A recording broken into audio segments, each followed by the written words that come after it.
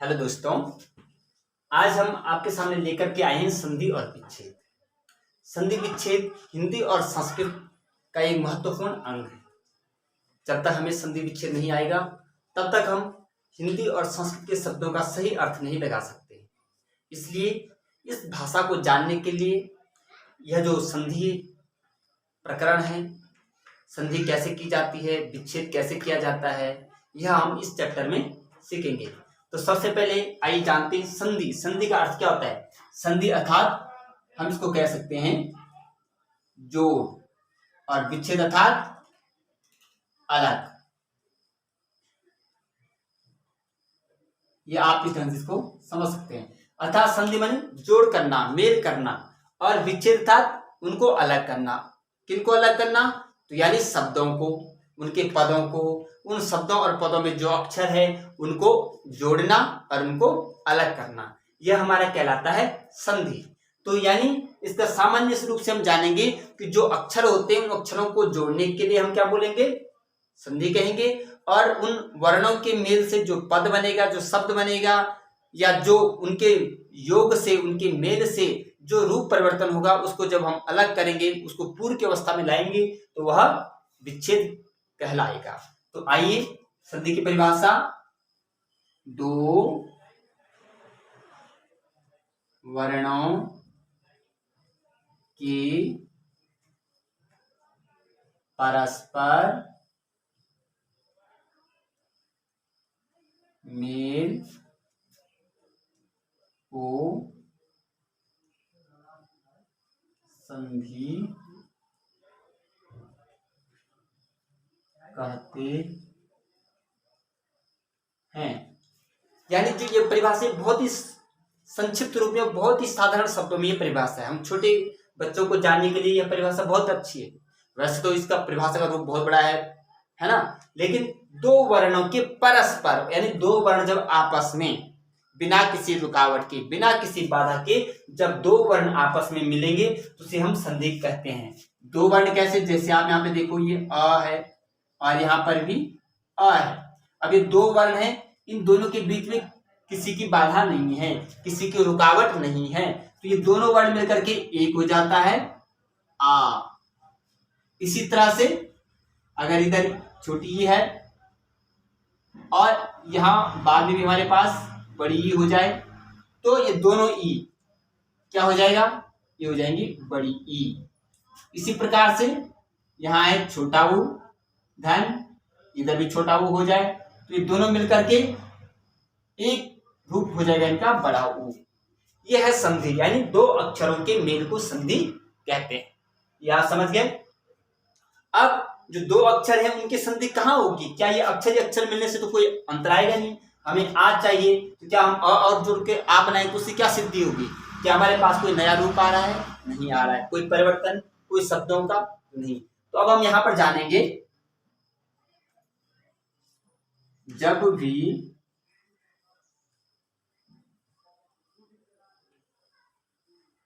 संधि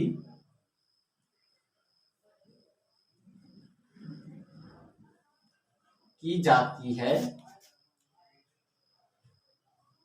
तो पूर्व पद अर्थात जो पहला पद होता है हमारे पास का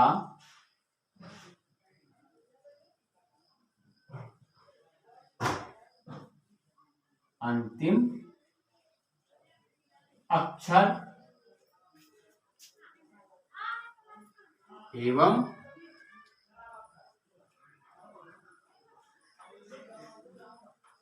उत्तर पद, यानी जिसको हम कहते हैं बाद वाला पद, उत्तर पद का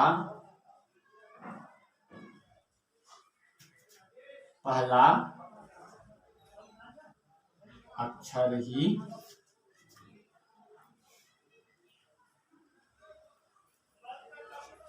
परस्पर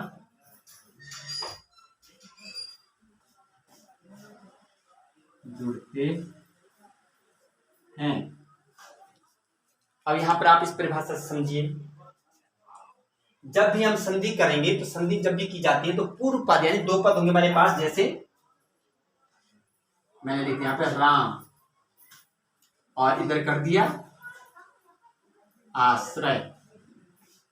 अब यहां पर हमारे पास पूर्व पद क्या हो गया? राम। ये क्या हो गया? पूर्व पद। पूर्व पद हो गया राम। और उत्तर पद कौन सा हो गया? ये उत्तर पद हो गया आश्रय। समझ गए आप? अब यहाँ पे परिभाषा क्या है? जब भी पूर्व पद यानी पहला पद के अंतिम अक्षर, यानी पहला पद क्या है? राम, और इसका अंतिम अक्षर क्या है? म। लेकिन म में भी क्या अंतिम? म में अ है, यानी यहाँ पर अंतिम अक्षर क्या है? म में अ। ये हो गया पूर्व पद का अंतिम अक्षर। और उत्तर पद यानी जो बाद का पद है, इसका पहला अक्षर यानी पहला अक्षर उत्तर पद के बाद का इसका पहला अक्षर क्या है? आ। यहाँ पे क्या है? आ। तो यही परस्पर जुड़, यानी पहले पद का जो अंतिम अक्षर होगा और बाद वाले पद का जो यह पहला अक्षर होगा, ये दोनों हमारे जुड़ जाएंगे। यानी ये अ और आ दोनों जुड़ने पर क्या बन जाएगा? आ हो जाएगा। तो यानी पहले पद का अंतिम अक्षर और बाद वाले पद का पहला अक्षर जब जुड़ते हैं, यही संधि में जुड़ते हैं। ये नियम आपको अवश्य ध्यान रखना है कि जब भी हम दो पदों के बीच में संधि करेंगे तो ऐसा नहीं कि हमने राम में जो पहले यहाँ पे आ है उसको ले लिया, या आश्रय का य का अंतिम, ये नहीं हो सकता। क्यों? इस आ के बाद क्या है? म है, म में फिर अ है, फिर यहाँ आ है, उसके बाद स्र है, स्र में भी अ है। तो इन दो अक्षरों को जुड़ने में कितना सारा व्यवधान है। माना मेरे पास ये मार्कर है और हम इस मार्कर को जोड़ना चाहते हैं, लेकिन ये मार्कर का जो कैप है ये इसमें कब जुड़ेगा? जब इसके बीच में किसी का व्यवधान नहीं होगा ना। अभी देखो इसी से जुड़ गया, लेकिन अगर इसके बीच में कोई वस्तु आ जाए तो क्या ये जुड़ेगा? नहीं जुड़ेगा। ठीक उसी प्रकार से यहाँ पे दोनों अक्षरों का मेल कब होगा? जब इनके बीच में कोई व्यवधान नहीं होगा, किसी प्रकार की कोई रुकावट नहीं होगी। तो वही कह रहे हैं यहाँ पे कि माँ में क्या है? अ है, और आगे आश्रय का क्या है? आ है। अब ये अ और ये आ के बीच में किसी भी अक्षर का व्यवधान नहीं है, इसलिए ये अ और आ दोनों मिल जाएंगे, दोनों जुड़ जाएंगे और दोनों के मेल से एक नया अक्षर बन गया। तो हम इसको कैसे जोड़ेंगे? अब आप देखेंगे रा म का अ हट गया, माँ में अ है, अ को हमने अलग कर दिया क्योंकि माँ में से अ निकल गया। और यहाँ पर जो ये अ है और ये आ है, ये अ और आ में क्या हो गया? आ। तो बीच में क्या आएगा हमारे पास? आ गया। और यहाँ का आ और यह तो एक हो गया, बाद में क्या बच गया? श्रय। श्रय। अब आप इसको जोड़ेंगे, रा म हलंत है, स्वर नहीं है व्यंजन में। तो व्यंजन पूरा कब होता है? जब उसमें स्वर आता है।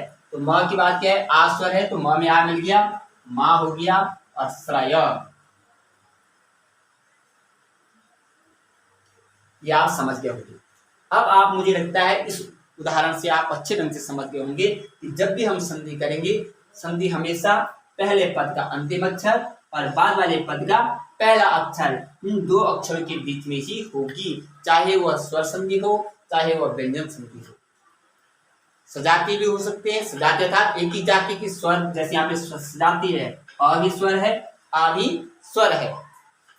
और विजाति भी हो सकता है कि आगे पहले स्वर हो बाद में व्यंजन हो, या पहले व्यंजन हो बाद में स्वर हो। इस प्रकार से यहाँ पर कोई भी स्थिति आ सकती है, लेकिन हम जब भी संधि करेंगे उस संधि करने में आपको यह इम्पोर्टेंट है, इसको जरूर ध्यान देना है। इस बात को अपने दिमाग में अवश्य रखना है कि संधि हमेशा पहले पद का अंतिम अक्षर और जो उत्तर पद जिसे हम कहते हैं बाद वाला पद, इसके पहले अक्षर में ही क्या होती है? संधि होती है। अब हम, ये तो आपको संधि के बारे में बता दिया कि संधि क्या कर होता है। अब हम जानेंगे संधि कितने प्रकार की होती है, अर्थात संधि के भेद कौन कौन से होते हैं। तो मैं आपको अभी इसी में बताता हूं।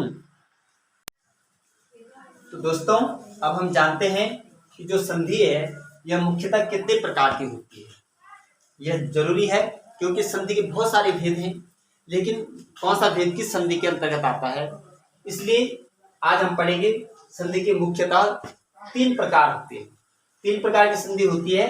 नंबर 1, ये जो बताया आपको, स्वर संधि, जिसको संस्कृत में अच संधि कहा जाता है। नंबर 2, व्यंजन संधि, जिसे संस्कृत में हर संधि कहा जाता है। और तीसरा है यह विसर्ग संधि। तो स्वर संधि, स्वर वर्ण आप जानते होंगे, अ से लेकर के और औ तक, अ आ ई, ये आपको बता देता हूँ स्वर संधि में क्या आएगा। पहले आप स्वर जानिए, स्वर कहते किससे हैं, हम स्वर से समझेंगे। अ आ ई उ री ई आई ओ और औ, ये स्वर माने जाते हैं।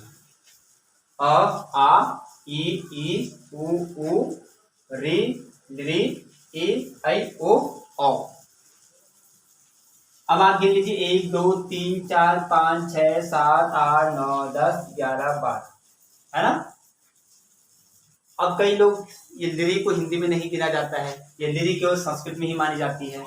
और संस्कृत में क्या होता है, अ से ही आ का ज्ञान हो जाता है, तो ए की कम हो गया। जब ई बोलेंगे तो ई से ही बड़ी का भी ज्ञान हो जाएगा, तो ए की बड़ी भी कम हो गई। छोटे ऊ में ही बड़ा ऊ का ज्ञान हो जाता है। और री का भी दीर्घ होता है, लिरी ई आई ओ। तो कितने हो गए, 1 2 3 4 5 6 7 और अह। तो आप देखेंगे यहाँ पर ये हमारे स्वर हैं, ये क्या हमारे स्वर हैं। अब जब स्वर संधि में क्या जानेंगे, इन ये स्वर वर्णों की संधियां, अर्थात स्वर संधि में केवल स्वर वर्ण ही आपस में मिलेंगे। यानी यहाँ पर आगे पीछे पूर्व पद का अंतिम अक्षर और उत्तर पद का जो पहला अक्षर होगा वह क्या होगा, स्वर वर्ण ही होगा। तो स्वर संधि में हम केवल स्वर वर्णों का ही आपस में जो मेल होता है वह जानेंगे। तो देखते हैं स्वर संधि के प्रकार। ये जो स्वर संधि हमारा, जिसको हम अच संधि कहते हैं, इसके भी कितने प्रकार होते हैं, अर्थात इसके कितने भेद होते हैं। तो आइए आपको पहला नंबर हम बता देते हैं, दीर्घ संधि। कौन सा होगा, दीर्घ संधि। नंबर 2 हम जानेंगे गुण संधि। नंबर 3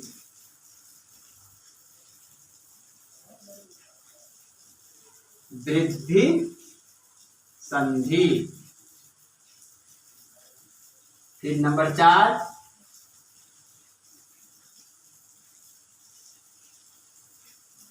यण संधि।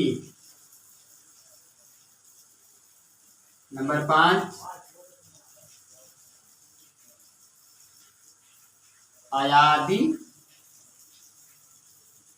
संधि। ये जो है, ये 5 जो हैं, यह मुख्य रूप से स्वर संधि के भेद हैं। और इसमें जो छठा आएगा, प्रकृति भाव संधि।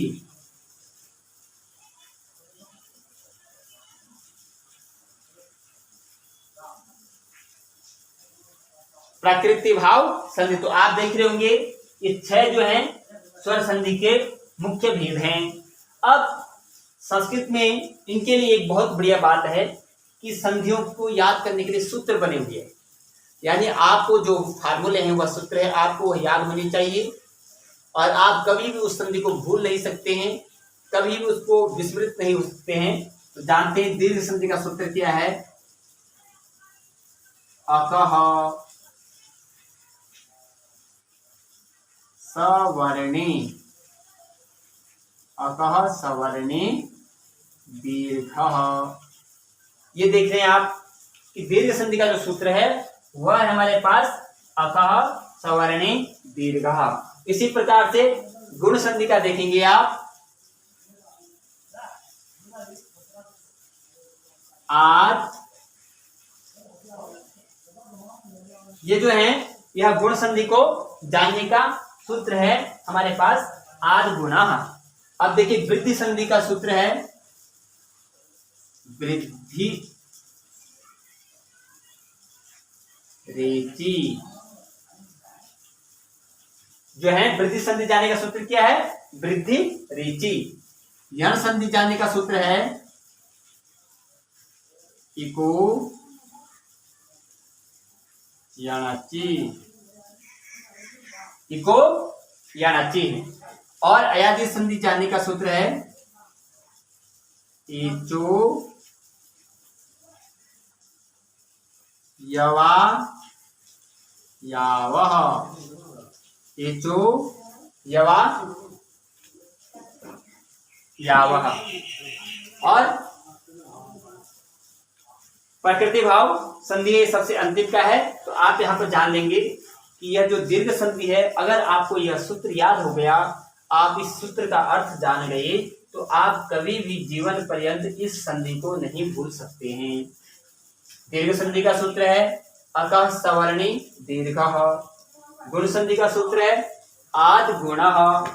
वृद्धि संधि का सूत्र है वृद्धि रेचि।